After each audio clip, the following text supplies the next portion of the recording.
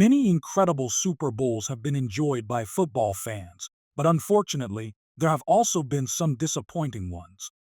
I don't mean it's limited to fans of certain teams, I mean, some Super Bowls were just plain boring. On some of these, the whole nation, with the exception of one city, was griping the whole time.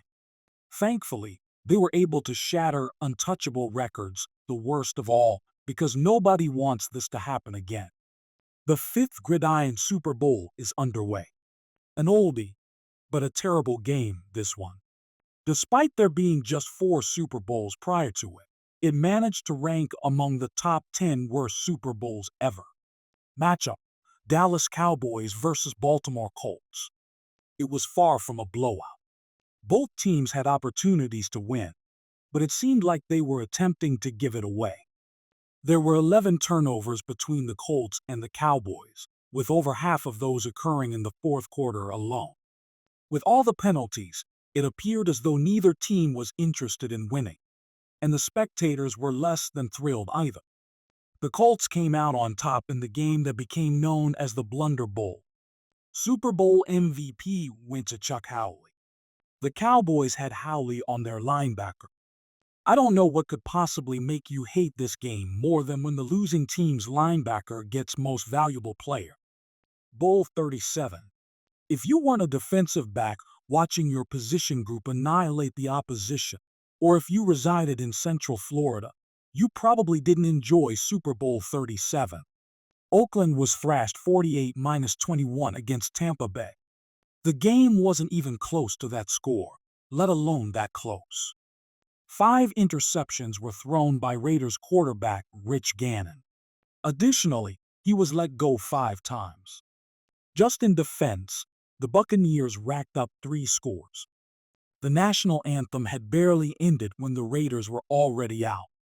Good news for defense fans. This one might have been fun. Big Game 53. For the casual viewer who loves defense, there were a lot of big hits and picks on quarterbacks in the Tampa Bay and Oakland games. Super Bowl 53 was just another defensive showcase, albeit one that lacked the titillating turnovers and point totals. It was fitting that Tom Brady's final Super Bowl matchup with the Patriots was against the same Los Angeles Rams team that had helped him win his first Super Bowl. An audience eagerly anticipated the rematch. The league's most decorated player was the target of vengeance for one club. People were becoming tired of Brady and the Patriots' winning streak. They had high hopes that Jared Goff and Aaron Donald would guide their squad to a triumph over the Patriots. No way. Not only did the Patriots prevail despite being in their 4th Super Bowl appearance in the past 5, winning 3 of those, but the game also featured a solitary touchdown. The least thrilling touchdown imaginable, a 2-yard Sonny Mitchell rush up the middle, came late in the 4th quarter. One of the lowest scoring Super Bowls ever was the 2013 Pats 13-3 victory. Do you find it bad enough? Big Game 20. Would you believe us if we said that the greatest defense in NFL history, together with one of the greatest teams of all time, was playing in the Super Bowl? Isn't that going to be fantastic? That is incorrect. Some gaming enthusiasts undoubtedly failed to notice this. The 1985 Bears defense was a behemoth in Super Bowl 20 as they went up against the Patriots. Their roster was rife with players who could ruin games. They ruined strategies. It doesn't matter who they play when that dominant of a team makes the game boring. Their plan to crush their enemies came to fruition. Outside of Illinois, nobody seemed to be interested in watching this Super Bowl, yet the good folks of Chicago really enjoyed it. In a game that the Patriots led 44-3 at one point, the Bears pounded them to the tune of 46-10. 3rd Super Bowl.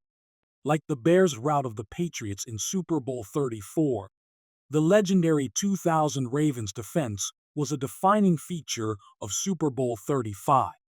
For the 1985 Bears, though, at least fans could claim to have witnessed the greatest defense in NFL history. It was merely among the top options in this instance. There was absolutely no contest in this Super Bowl versus the Giants. The scene was reminiscent of a little boy whose obsession with Madden led him to disconnect his grandma's controller as she was playing the video game. People would wonder if the Giants had tried to win that game if they didn't score 7 points in their 34-7 loss.